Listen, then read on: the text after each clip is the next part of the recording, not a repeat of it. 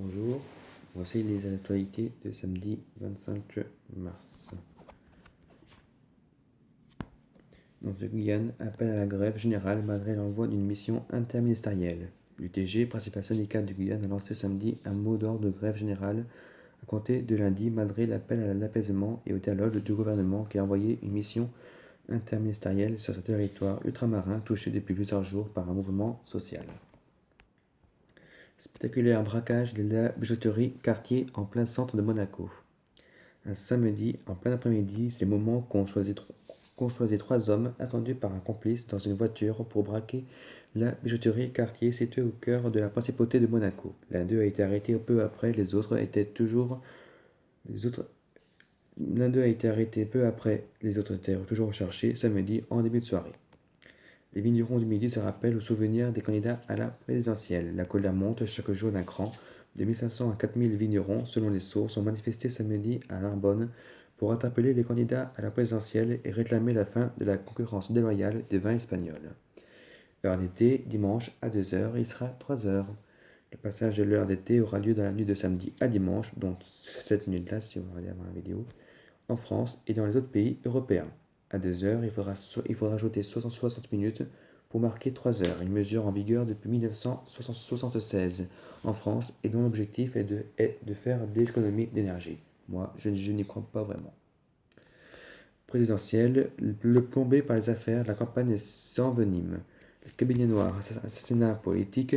À un mois du premier tour, la campagne présidentielle en France s'envenime, avec les accusations brandies par le conservateur François Fillon contre le pouvoir socialiste qu'il dit responsable de ses déboires judiciaires.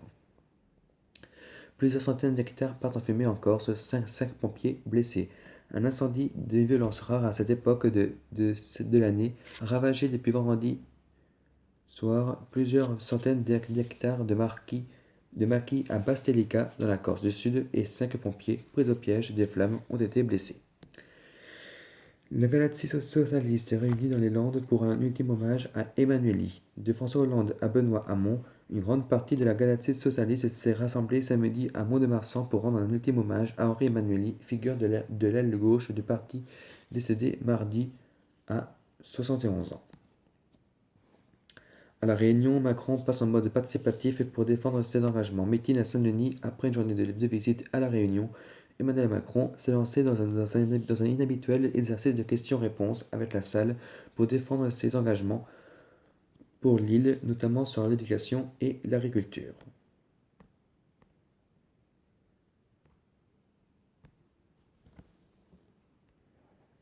Non, on va passer à la réalité du monde. L'Union européenne à 60 ans cherche un nouveau souffle en dépit du Brexit.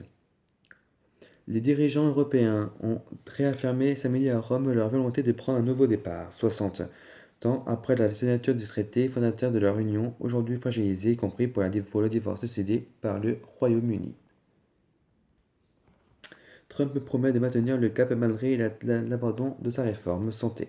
L'administration Trump tentait samedi de présenter un visage combatif après l'échec cuisant de son projet emblématique de réforme de la santé, jurant d'obtenir une nouvelle loi et de s'attaquer sans attendre à ses autres grandes promesses de campagne. Climat, l'Europe et ses monuments plongés dans le noir pour Earthhof. La Tour Eiffel, le volet du Vatican ou encore l'Acropole ont éteint leur lumière samedi à l'occasion de l'opération Une heure pour la planète. Une vaste mobilisation aux quatre coins du monde contre le réchauffement climatique. Irak, des dizaines de civils tués par des raids aériens à Mossoul ouest.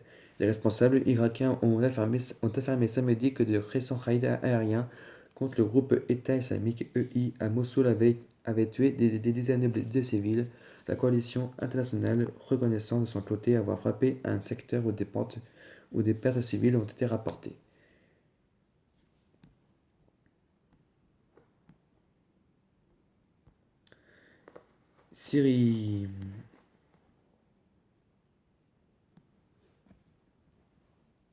Syrie.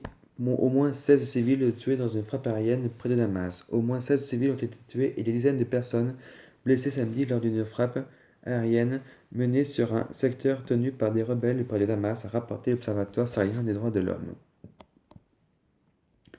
Italie, foule immense pour le pape français, pour le pape François, près de Milan.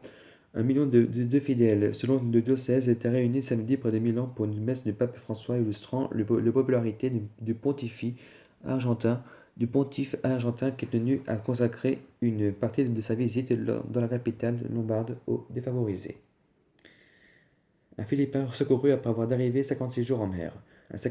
Un pêcheur philippin secouru au large de la Papouasie-Nouvelle-Guinée après avoir dérivé 56 jours en mer a survécu grâce à l'eau de pluie, mais son oncle est mort à ses côtés, a raconté samedi à l'AFP, la mère du survivant.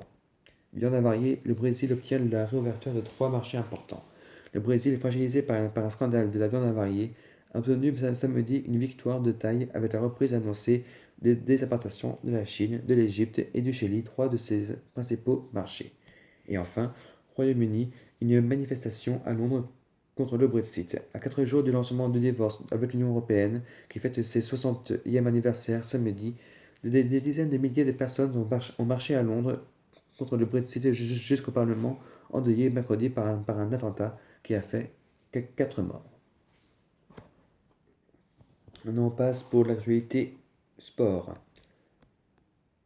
Donc, en ce moment, alors que je vous parle, à 21h45, à 22h30, la France mène 2-1 à la mi-temps au Luxembourg contre le Luxembourg.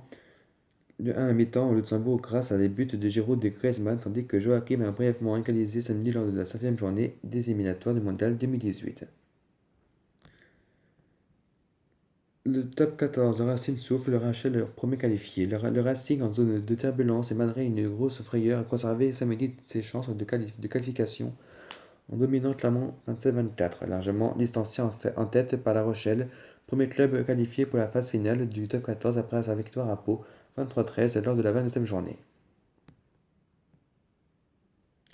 NBA, Joachim Noah suspendu 20 matchs pour un complément alimentaire. Le pivot franco-américain des New York Knicks, Joachim Noah, est copé d'une suspension de 20 matchs pour infraction à la réglementation sur les substances prohibées, annoncé mardi la Ligue nord-américaine de basketball, NBA.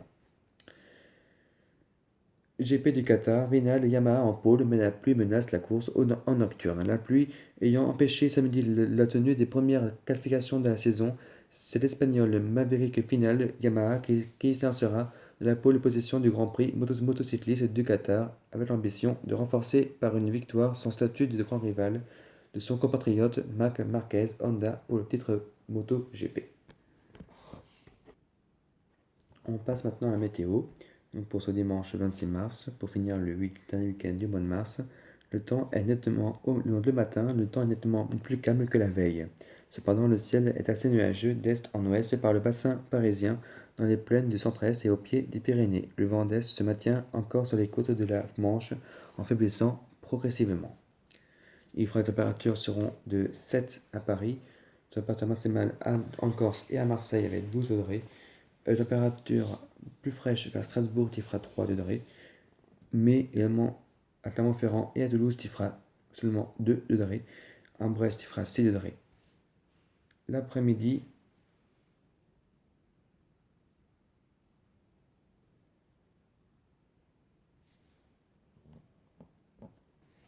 donc la météo il fera beau toute la journée et la semaine prochaine s'annonce une semaine ensoleillée.